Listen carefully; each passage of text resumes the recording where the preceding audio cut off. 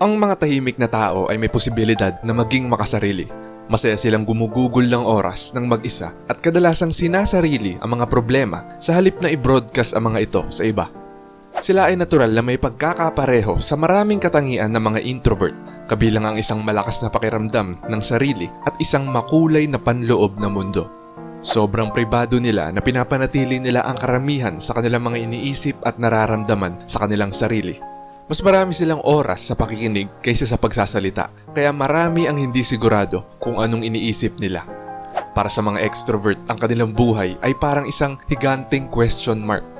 Hindi nila alam kung anong iniisip ng mga tahimik, kung anong nararamdaman nila o kung bakit ba talaga sila tahimik.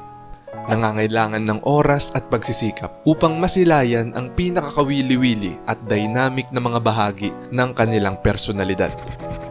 Narito ang mga kahanga-hangang kalidad ng mga natural na tahimik na tao.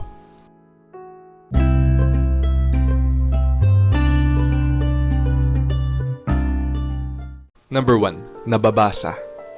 Bakit ginagawa ng mga tao ang mga bagay na ginagawa nila? Ito ay isang mahirap na tanong para sa karamihan ng mga tao. Ngunit ang mga tahimik na tao ay tila nababasa ang iba na parang ito ang kanilang trabaho. Meron silang matalas na mata at matalas na intuition na nakakakuha ng kahit na ang pinakabanayad na mga pagbabago sa mood at body language. Madalas nilang mahulaan kung ano ang magiging reaksyon ng mga tao o kung ano mga desisyon ang kanilang gagawin. Ito ay maaaring parang magic, ngunit ang pagbabasa ng mga tao ay isang kasanayan na metikulosong na-master na ng mga tahimik na tao. Ginugol nila ang halos lahat ng kanilang buhay sa pagsusuri ng pag-uugali ng mga tao. Naghahanap ng mga pattern sa kung paano sila mag-isip at kumilos. Salamat sa mga taon ng pagsasanay, nakakuha sila ng mas malalim na pag-unawa sa kalikasan ng mga tao kaysa sa malalaman ng karamihan. Number 2. Produktibo. Ang mga likas na tahimik na tao ay ilan sa mga pinakaproduktibong tao na makikilala mo. Nagsusumikap sila at sineseryoso ang bawat proyekto at ang kamangha-mangha pa ay hindi nila kailangang sabihan ng kung ano ang dapat gawin. Iwanan ng isang tahimik na tao at hahanap sila ng sarili nilang mga paraan para mapakinabangan ang pagiging produktibo nila at gamitin ng husto ang kanilang mga talento. Karamihan sa mga tao ay nangangailangan pa ng mga katrabaho at otoridad upang makontrol ang kanilang masasamang gawi. Umaasa sila sa patakaran at mga deadlines para gabayan ang kanilang trabaho sa positibong direksyon. Ngunit ang mga tahimik na tao ay hindi gumagana sa ganung paraan. Sila ay masigasig at disiplinado sa kanilang sarili. Kailangan lang nila ng kalayaang magtrabaho ayon sa kanilang nakikita. Bigyan ng espasyo ang mga produktibong taong ito at tahimik silang magiging mahusay. Number 3. Pagkatuto.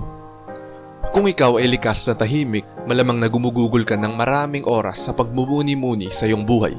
Iniisip mo ang iyong mga nakaraang karanasan, paniniwala at mga halaga. Hinahamon mo ang iyong mga bias at maling kuro-kuro at tinutukoy ang mga bagay tungkol sa iyong sarili na hindi napapansin ng iba. Bakit? Dahil ang mga sandaling ito ng pagmumuni-muni ay tumutulong sa mga tahimik na tumuklas ng mga bagong bagay tungkol sa kanilang sarili.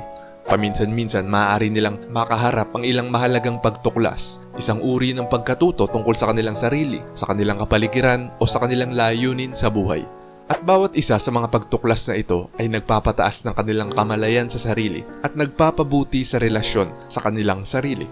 Hindi madaling maunawaan kung bakit gumagana ang buhay sa paraang ginagawa nito, ngunit para sa mga tahimik na tao, iyon ay isang hamon na dapat harapin. Number 4. Talino. Ang mga tahimik na tao ay bihirang magsabi ng kanilang mga iniisip at ideya, kaya karamihan sa mga tao ay hindi napagtanto kung gaano sila katalino. Maaring hindi sila magsalita ng malakas, ngunit ang mga tahimik na tao ay patuloy na nakikinig at natututo. Nakikihalubilo man sa mga kaibigan o nag-aaral sa silid-aralan, ang proseso ng pag-aaral ay hindi tumitigil, na patuloy na nagpapalalim sa kanilang pag-unawa sa mundo sa kanilang paligid. Maaari silang gumugol ng mas maraming oras sa pag-aaral kaysa sa karamihan ng mga tao sa paligid nila. Maaring hindi sila pinapansin at minamaliit ng mga tao dahil tahimik sila. Iniisip nila na wala silang masabi. Ngunit maaari silang magulat kung matutuklasan nila kung gaano katalino ang mga tahimik. Number 5. Relasyon. Ang mga likas na tahimik na tao ay napaka-partikular sa mga pinapanatili nila sa kanilang paligid. Hindi sila interesado sa mababaw na mga koneksyon. Wala silang pakialam sa pagkakaroon ng maraming kaibigan o malawak na network hanggat meron silang kakaunting tao na talagang pinapahalagahan nila. Sa paligid ng mga taong ito, maipapakita nila ang kanilang tunay na sarili. Maaari nilang ibahagi ang kanilang mga lihim, sabihin ang kanilang mga naiisip at bumuo ng uri ng pagtitiwala na tumatagal ng panghabang buhay. Siyempre, kailangan ng pagsisikap at dedikasyon upang bumuo ng mga ganitong uri ng koneksyon mula sa simula. Ngunit ang mga tahimik na tao ay higit na handang magsikap. Nakikinig sila ng mabuti at nagtatanong ng mga mapaghamong tanong upang maunawaan ng mga tao sa mas malalim na antas. Tinutupad nila ang kanilang mga pangako at nandun sila kapag sila ay kailangan. Kung isang tao ay makikipag-date o makikipagkaibigan sa isang tahimik na tao, asahan ang isang koneksyon na nagsisimula ng mabagal ngunit patuloy na lumalalim at lumalaki sa paglipas ng panahon. Hindi palaging sila ang pinaka-expressive, ngunit ang mga tahimik na tao ay ang ilan sa mga pinakamatalik na kaibigan at kasosyo na mahahanap mo. Shoutout ko lang muna yung mga nag-comment last upload. Shoutout kay Mia Mordi. Sabi niya, exactly, napakasama ko talagang magalit kapag napupuno na ang salup ko. Talagang tatagos sa mga buto mo yung mga salitang bibitawan ko sa oras na maubos na ang pasensya ko. Isang tanong, isang sagot lang din ako dahil ayaw ko ng maraming daldal na wala namang kabuluhan. Mas gugustuhin ko pang makinig ng music sa loob ng bahay ko kaysa makipaghalubilo sa mga marites sa labas. Ang mahalaga, wala akong ginagawang masama. Wala silang naririnig na mga masasamang salita laban sa kanila na mula sa akin. Pero ramdam ko talaga na nililibak nila ako. Pero wala akong pakialam. Wag lang sila umabot sa point na himasukin nila ang buhay kong nananahimik dahil ibibigay ko talaga kung ano man ang hinahanap nila. At shoutout din kay Gabriel Niuda, Miguel Pajarillo, Soylito Sablan, JR Fernando, Delyong TV, Dakoy Mix Trip at kay Karma Yagami. Kung gusto mo ma-shoutout o mabasa ang comment mo, mag-comment lang sa baba at pipili kami ng mga babasahin para sa susunod na upload. Salamat! Number 6. Katahimikan. Para sa maraming mga tao, ang mga sandali ng katahimikan ay awkward o nakakabagabag kahit na sila ay nag-iisa. Palagi nilang pinupunan ang mga paghinto na ito ng mga bagay tulad ng musika o telebisyon. Anumang bagay upang maiwasan ang katahimikan ng isang tahimik na sandali. Karamihan sa mga tao ay umiiwas sa katahimikan. Ngunit kung meron kang isang introvert na personalidad, alam mo kung gaano kahalaga ang katahimikan. Para sa karamihan ng mga likas na tahimik na tao, ang katahimikan ay isang regalo. Ito ay isang pambihirang pagkakataon upang takasan ang stimuli ng pang-araw-araw na buhay at palayain ang kanilang isip. Maraming tahimik na tao ang gumagamit ng mga sandaling ito ng katahimikan upang kolektahin ang kanilang mga iniisip at muling tumuon sa kung ano ang pinakamahalaga. Maaring isipin nila ang kanilang mga pangmatagalang layunin at mga pangarap. Maaari nilang muling isaalang-alang ang kanilang mga pagpipilian at isipin kung nabubuhay ba sila sa buhay na gusto nilang mabuhay. Bagamat maaaring walang laman at nakakatakot ang katahimikan, may kahulugang makikita sa mga sandaling ito ng kapayapaan. Para sa isang tahimik na tao, ang pagiging komportable sa katahimikan ay parang isang superpower. Number 7. Maturity. Ang mga pinakatahimik na tao ay kadalasang mukhang mature para sa kanilang edad. Kahit na nabuhay sila sa parehong bilang ng mga taon, nagtataglay sila ng pasensya at karunungan na hindi katulad ng iba. Halimbawa, ang mga taong tahimik ay may posibilidad na maging matyaga at kontrolado sa harap ng tukso.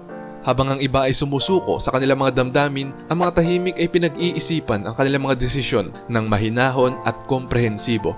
Tinitimbang nila ang mga pagpipilian sa kanilang sarili at sa huli ay gumagawa ng mga desisyon na makikinabang sa kanilang buhay ngayon at sa hinaharap. Sa bawat pagliko, alam nila kung ano ang kanilang ginagawa at kung bakit. At hindi nila hinahayaan ang anumang mapusok na emosyon na makahadlang sa kanila. Ito ay hindi isang tanda ng maturity, ngunit ito ay kumpiyansa, disiplina at isang malakas na pakiramdam ng sarili. Number 8. Boses. Karamihan sa mga tao ay hindi sinasala ang mga bagay na kanilang sinasabi.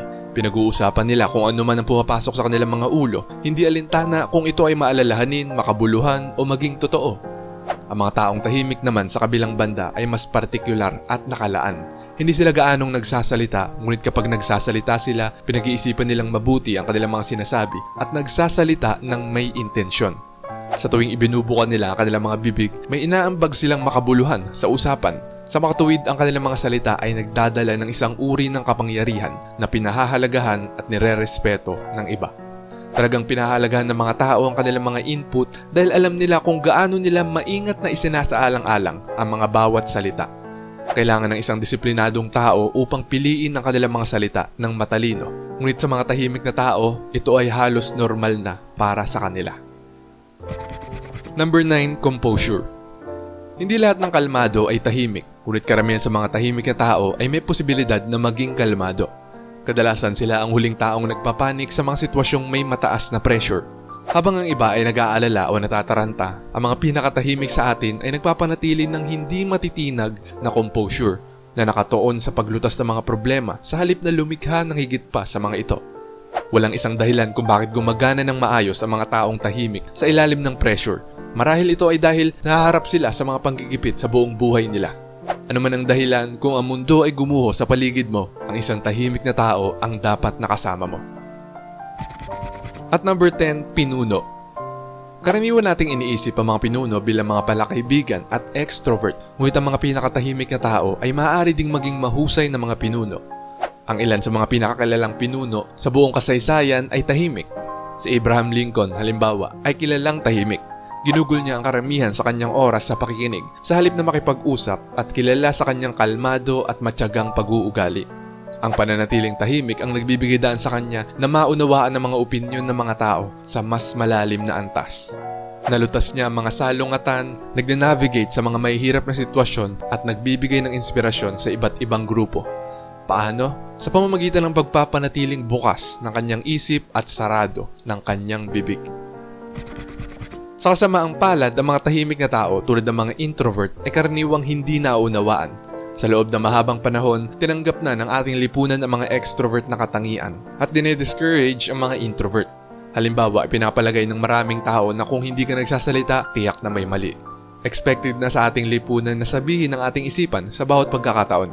Nakasanayan na natin ang mga tao na binibigkas ang lahat ng iniisip at nararamdaman nila, malayang nakikipag-ugnayan sa iba at nagbabahagi ng mga personal na detalye tungkol sa kanilang buhay. Ito ay tinuturing na normal na pag-uugali. Para sa mas maraming extroverts, ang mga introvert na pag-uugali ay tila isang problema. Halimbawa, sabihin nating magdamag kang mag-isa sa halip na pumunta sa isang party. Maaring tawagin ng isang extrovert na antisocial ang pag-uugali na yon. Maaring sabihin ng mga tao na kakaiba ka sa pagpili ng katahimikan at pag-iisa kaysa sa maingay at buhay na kapaligiran. Ngunit iba ang nakikita ng mga tahimik na tao sa mundo. Yun ang dahilan kung bakit sila kakaiba at kawili-wili. Ang kanilang mga halaga ay maaaring sumalungat sa mga pamantayan at inaasahan ng ating lipunan.